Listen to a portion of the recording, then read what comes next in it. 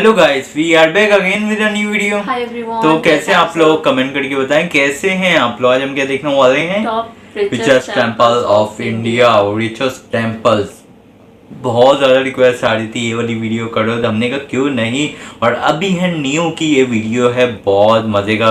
वो मतलब कि बताते हैं चीज़ें, मतलब कि उनका स्टाइल मुझे बहुत पसंद है। एक तरफ वो बताती हैं, एक तरफ ये बताते हैं, तो मुझे बहुत अच्छा स्टाइल लगता है इनका। इनकी वीडियो का लिंक डिस्क्रिप्शन में, सब्सक्राइब कर देना इनको। चले वीडियो देखते हैं टॉप रिचेस्ट टेम्पल्स कौन कौन से है। Here we go. दुनिया का सबसे रिच टेम्पल कौन सा? भारत के मंदिरों से कितनी वेल्थ लूटी गई? और आज इस बात से हमें क्या फर्क पड़ता है? भारत को लोग स्नेक चार्मर्स का देश कहते हैं तो बुरा लगता है। हमारे देश के लिए नहीं, उनके लिए और उनके इग्नोरेंस के लिए। हाय, आई एम अभी एंड आई एम नीयू। और पिछले महीने हमने प्रॉमिस किया था कि हर महीने हम एटलीस्ट एक ऐसा वीडियो लाएंगे जो भारत के एंशिएंट नॉलेज के भंडार को आपके सामने लाए। In the next few minutes हम भारत की कुछ ऐसे वंडर्स के बारे में जानने वाले हैं जिन्हें देखकर आप भी हमारे वेल्थ, नॉलेज और आर्किटेक्चर से अमेज हो जाएंगे। तो अगर आपको इस वीडियो से कुछ नया सीखने मिलता है तो इसे अपने दोस्तों के साथ शेयर कीजिए। भारत की पुरानी नॉलेज को एक नई तरीके से आपके सामने लाना हमारा मिशन है। हमें सपोर्ट करने के लिए हमारे YouTube चैनल को सब्सक्राइब कीजिए और इस बेल आइकॉन को प्रेस कीजिए। नंबर 1, सिर्फ भारत का ही नहीं पूरी दुनिया का सबसे धनवान टेम्पल है पद्मनाभ स्वामी टेम्पल। ये मंदिर केरला के तिरुवनंतपुरम सिटी में है। इस मंदिर का मेंशन विष्णु पुराण, ब्रह्म पुराण, भगवत पुराण और महाभारत में भी है। इस मंदिर में 6 दरवाजे हैं, जिनमें से 5 दरवाजे आज तक खोले गए। और इन दरवाजों के पीछे क्या मिला? Ancient treasure, bags of gold, जिनमें से कुछ बैग्स का वजन 800 किलो से ज्यादा। यानी अगर एक बैग की वैल्यू भी निकाली जाए और नॉर्मल गोल्ड के रेट से भी देखा जाए तो एक बैग की वैल्यू होती है 400 करोड़।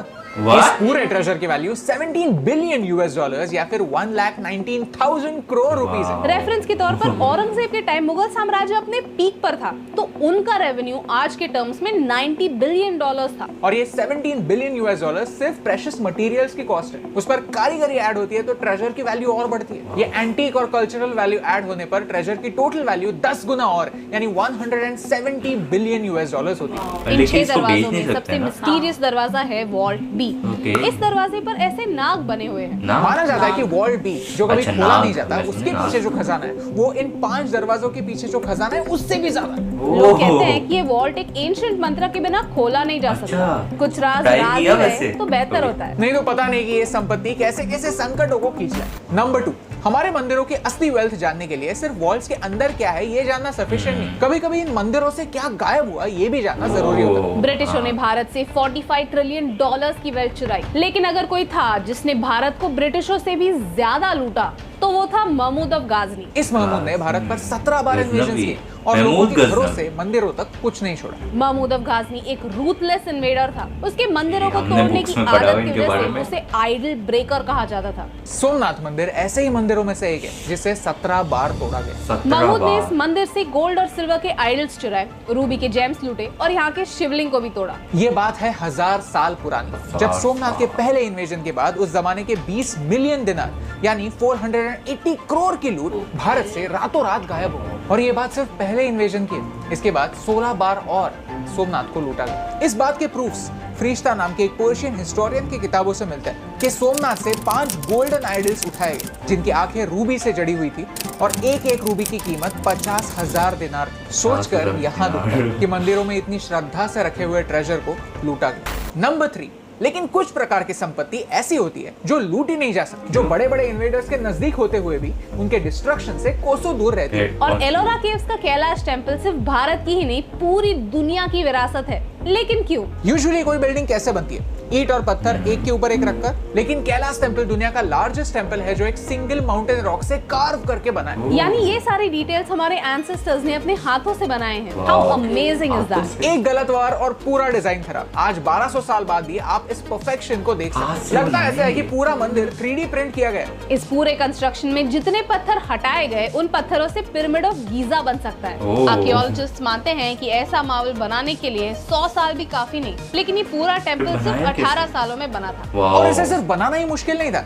इसे तोड़ना भी उतना ही मुश्किल था। माना जाता है कि औरंगजेब ने अपने 1000 बेस्ट सोल्जर्स को कहा कि इस टेम्पल कॉम्प्लेक्स को तोड़ और 3 सालों का समय दिया, लेकिन फिर भी वो ये मंदिर तोड़ नहीं पाए। कैलाश टेम्पल एक प्रूफ है कि कुछ चीजें लूटना बड़े बड़े लुटेरों को भी मुश्किल होता है। नॉलेज सबसे इम्पोर्टेंट संपत्ति है, क्योंकि नॉलेज को कोई छीन नहीं सकता। भारत में ऐसे कई मंदिर है जिनकी कहानियां ईंट और पत्थर से कई ज्यादा मजबूत है। आप बताइए आपको कौन से मंदिर की कहानी सुननी है? Tell us in the comments below. लोग समझते हैं कि Indian temples are places of worship, लेकिन ये बात सिर्फ आधा सच है। हम हमारी किताबें भी मंदिरों में रखा करते थे। वैदिक कल्चर एक रिटन कल्चर नहीं, एक ओरल कल्चर। मंदिरों में बचपन से ही वेदों का ज्ञान बच्चों को मिलता था और दुनिया भर के ट्रैवलर्स रिलीजियस मोटिव से नहीं, एजुकेशनल मोटिव से मंदिरों में रहा करते थे। और ये हमारी असली वेल्थ है जो खुशी खुशी बांटी जाती है। इसीलिए बुरा लगता है जब हम नालंदा यूनिवर्सिटी की कहानी को याद करते हैं। नालंदा सिर्फ एक इंटरनेशनल यूनिवर्सिटी नहीं थी, वो एक मॉडर्न मंदिर थी जिसकी लाइब्रेरी को धर्मकुंज कहा जाता था, जिसका लिटरल मीनिंग है माउंटेन ऑफ नॉलेज। जब बख्तियार खिलजी ने नालंदा को लूटा तब उसने वहाँ की सबसे इम्पोर्टेंट संपत्ति को भी लूटा,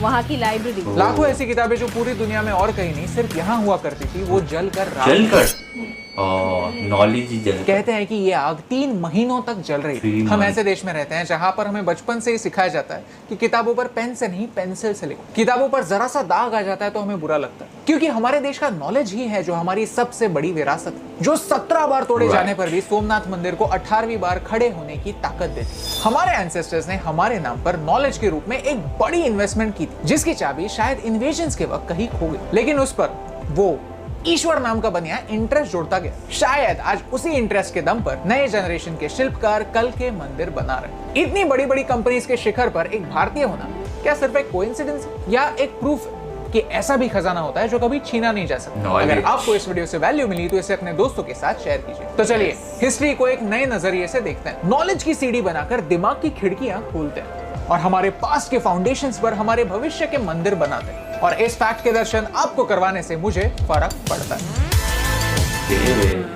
शेयर द ट्रूथ। तो कैसी लगी आपको ये वीडियो?